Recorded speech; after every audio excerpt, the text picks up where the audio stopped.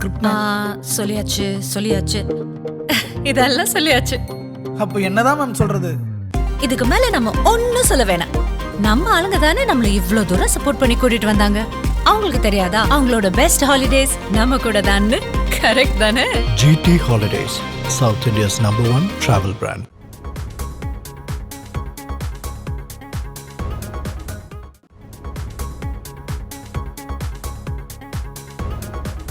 Touring Talkies ரசிகர்களுக்கு வணக்கம். வாங்க லென்ஸ் நிகழ்ச்சிக்கு போகலாம்.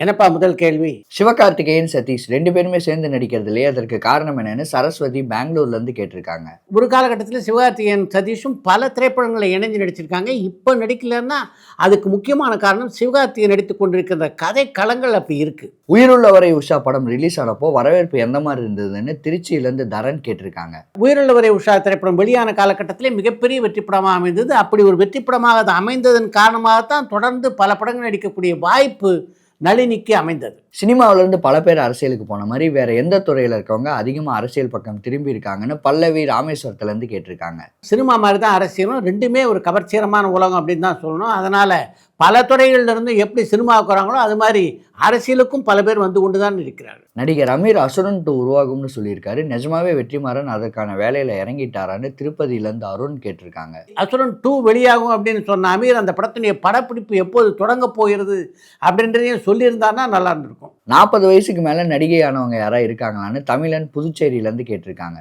யாரையோ காட்டி கொடுப்பதற்காக கேட்கப்பட்ட கேள்வின்னு நினைக்கிறேன். அதனால் இதுக்கு நான் பதில் சொல்ல மாட்டேன். ரஜினிகாந்த் இப்போ க்ளீன் ஷேவ் லுக்கில் இருக்காரு. அது ஜெயிலர் 2 படத்துக்காகவா, சிபி சக்கரவர்த்தி படத்துக்காகவா, இல்லை கமலோட நடிக்கக்கூடிய படத்துக்காகவான்னு மத்திஷான் ஸ்ரீலங்காலேருந்து கேட்டிருக்காங்க. ரஜினிகாந்த் என்ன செய்தாலும் அது பேசு பொருளாகிறது அப்படின்றதுக்கு இது ஒரு உதாரணம். ஜெயிலர் 2 திரைப்படத்தை பொறுத்த வரைக்கும் அந்த படத்தில் ரஜினிகாந்த் சம்பந்தப்பட்ட காட்சிகள் எல்லாவற்றையுமே படமாக்கி முடிச்சிட்டார் நெல்சன். அதனால் இந்த கெட்டப் நிச்சயமாக ஜெயிலர் 2 படத்துக்காக இல்லை. விஸ்வநாதன் படம் தயாரித்தது தான் விஸ்வநாதனும் ராமமூர்த்தியும் பிரிஞ்சதற்கான காரணமானு கடலாடியிலேருந்து பாலசுப்ரமணியம் கேட்டிருக்காங்க. 2 பேர் ஒன்று சேர்ந்திருந்தால் தான் இங்கே இருக்கிற பல பேருக்கு அது பிடிக்காது. அப்படிப்பட்ட புண்ணியவான்கள் கட்டி கொண்ட புண்ணியத்தில் தான் அவங்க 2 பேரும் பிரிந்தார்கள். இவரை பற்றி அவர்கிட்டையும் அவரை பற்றி இவர்கிட்டையும் தப்பான தகவலை மாறி மாறி சொல்லி அவர்களை பிரித்த புண்ணியம் இங்கே உள்ள ஒரு சில இசைக்கலைஞர்களுக்கே சொந்தமானது. இந்த ஜென்ரேஷனோட லெஜண்ட் டைரக்டர் யாருன்னு சந்தனகுமார் சென்னையிலேருந்து கேட்டிருக்காங்க. இந்த தலைமுறையில் தமிழில் லெஜண்டரி இயக்குநர்கள் இருக்கிறார்களா?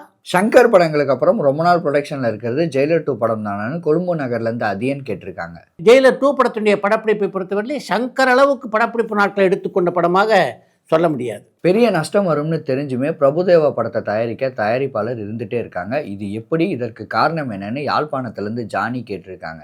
சினிமா உலகத்தை பொறுத்த வரைக்கும் எப்படி லாபன்றது நிரந்தரமானது இல்லையோ அது மாதிரி நஷ்டன்றது நிரந்தரமானது இல்லை அப்படின்றது தான் உண்மை. அதன் காரணமாக தான் பல நடிகர்களை விற்று தொடர்ந்து இன்றைக்கும் தயாரிப்பாளர் படம் எடுத்து கொண்டிருக்கிறார். உதாரணத்துக்கு ஜீவாவே எடுத்துக்கங்களேன். ஜீவாவுடைய முந்தைய படங்கள் மிகப்பெரிய வெற்றி அடையலை. ஆனால் அதையெல்லாம் தாண்டி இப்போ வெளியாக இருக்கின்ற தலைவர் தம்பி தலைமையில் படம் மிகப்பெரிய வெற்றியை அடையலையா? சாய்விட் சித்ரால கிரேன் மனோகரை எதிர்பார்க்கலாமான்னு வேலூர்லேருந்து ஜீவா கேட்டிருக்காங்க.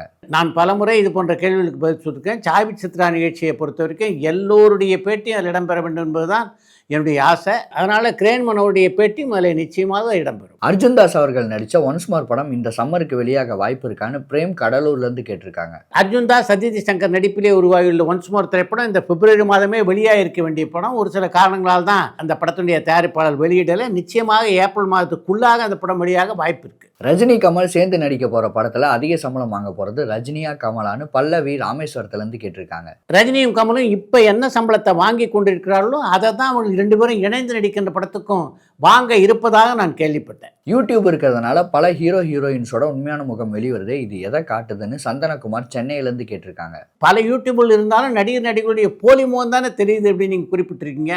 ஆக இன்னும் அவருடைய உண்மையான முகம் வெளிப்படலை அப்படின்றது தானே உண்மை.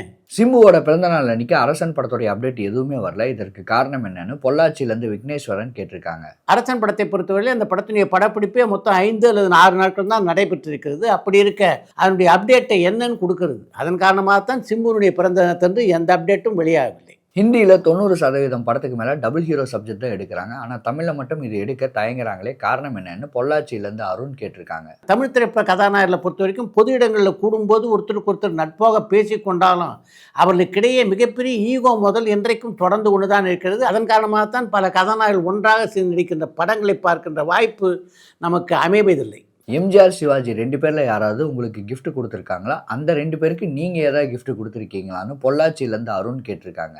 எம்ஜிஆர் சிவாஜி ஆகிய இருவரும் எனக்கும் gift கொடுத்ததில்லை, நானும் உங்களுக்கு gift கொடுத்ததில்லை. இதில் எம்ஜிஆர் மட்டும் ஒரு முறை உங்களுக்கு என்ன வேண்டும் என்று என்னிடம் கேட்டார். அவர் அப்படி கேட்டபோது நான் என்ன கேட்டிருந்தாலும் நிச்சயமாக புரட்சித் தலைவர் எம்ஜிஆர் கொடுத்திருப்பார். ஆனால் நான் தான் உங்கள் அன்பு மட்டும் போதும் அப்படின்னு அவர்கிட்ட சொன்னேன். அதன் காரணமாக தான் எந்த கிஃப்ட்டையும் எனக்கு எம்ஜிஆர் தரல. ஆனால் மாறாத அன்பை அவர் இருக்கும் வரை எனக்கு தந்திருந்தார். நயன்தாரா அவர்கள் அடைய வேண்டிய உயரத்தை அடையாமல் இருக்கிறதுக்கு காரணம் அவருடைய சேலரியும் அஜித் மாதிரி ப்ரொமோஷனில் கலந்துக்காமல் இருக்கிறதும் தான் காரணமானு பொள்ளாச்சியிலேருந்து திருமுருகன் கேட்டிருக்காங்க. நயன்தாரா கதாநாயகியாக அறிமுகமாகி 23 ஆண்டுகள் ஆகின்றன. இந்த 23 ஆண்டுகளாக தொடர்ந்து கதாநாயகியாக இருக்கிறது மட்டும் இல்லாமல் தமிழ் சினிமாவிலே ஒரு உச்ச இடத்தில் இருக்கிறார் நயன்தாரா. இதை தாண்டி அவர் வேற என்ன உயரத்துக்கு போனோன்னு நீங்கள் எதிர்பார்க்குறீங்க?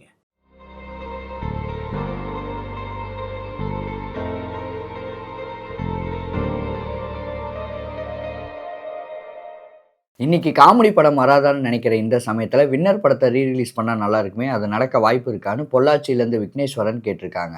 டூரிங் டாக்கீஸ் ரசிகர்களாகிய உங்களை பொறுத்த வரைக்கும் இதுதான் அப்படின்னு இல்லாமல் எல்லா விஷயத்துக்கும் நல்ல நல்ல யோசனைகளை தரீங்க. நீங்கள் குறிப்பிட்டிருக்கிற மாதிரி வின்னர் திரைப்படத்தை இப்போ மறுவெளியீடு செய்தால் நிச்சயமாக அந்த படம் மிகப்பெரிய வெற்றி அடைய வாய்ப்பு இருக்கு. அடுத்து இன்று ஒரு தகவல். பிரபல எழுத்தாளரான சாண்டில்யனுடைய ஜீவபூமி நாமல் கே சோமுனுடைய இயக்கத்திலே திரைப்படமாக உருவானது. அந்த படத்தில் முக்கியமான ஒரு கதாபாத்திரத்தை நடித்தார் ஸ்டண்ட் இயக்குனரான சோமு.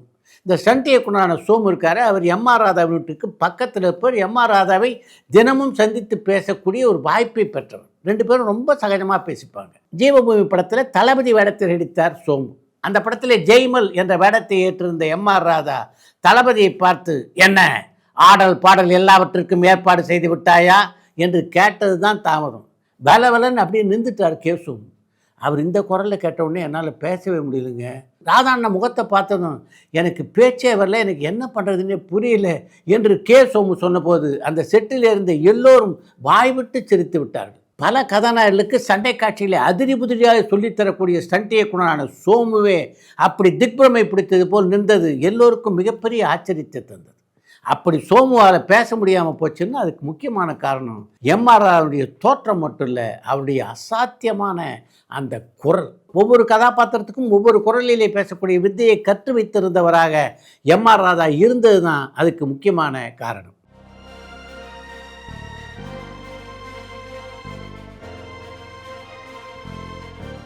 இத்துடன் இன்றைய நிகழ்ச்சி நிறைய பெறுகிறது. மீண்டும் அடுத்த நிகழ்ச்சியிலே சந்திப்போம். டூரிங் டாக்கீஸ் சேனலை லைக் பண்ணுங்க, ஷேர் பண்ணுங்க, சப்ஸ்கிரைப் பண்ணுங்க.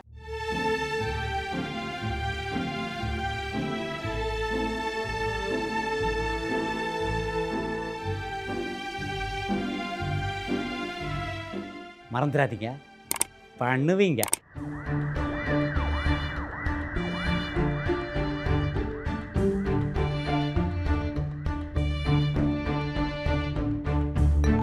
பரபரப்பான சினிமா செய்திகள், நட்சத்திரங்களின் பேட்டிகள், சினிமா வரலாறு ஆகியவற்றை பார்க்கவும் படிக்கவும் உங்களுக்கான இணையதளம் touringtalkies.co.